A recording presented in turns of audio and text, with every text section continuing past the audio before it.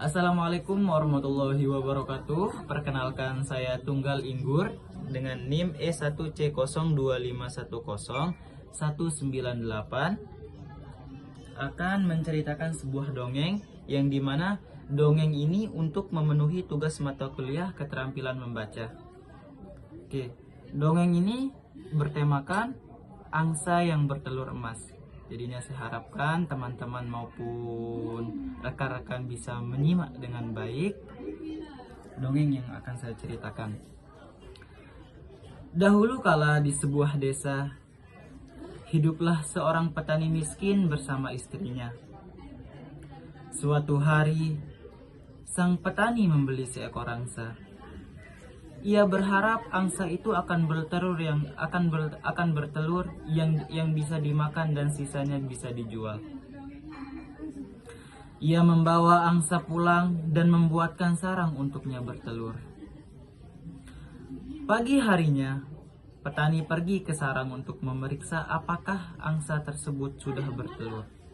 Dengan terkejut, ia menemukan telur emas di sarang angsa itu.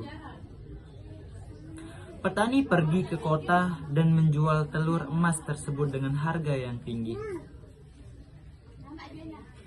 Angsa itu terus mengeluarkan telur emas setiap harinya.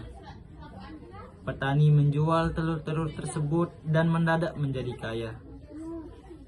Namun, semakin kaya sang petani, semakin besar pula kegilaannya akan kekayaan. Suatu hari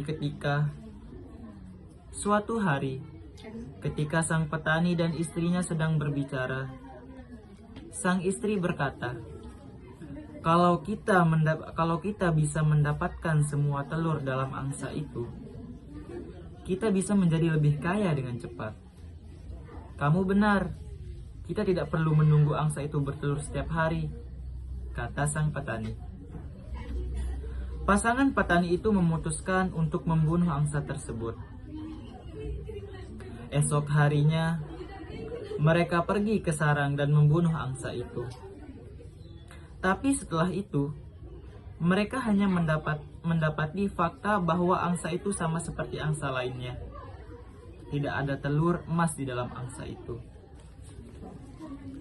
Sekarang, petani dan istrinya telah kehilangan angsa itu. Mereka juga tidak akan pernah mendapatkan telur emas itu lagi. Sekian, cuma ini dongeng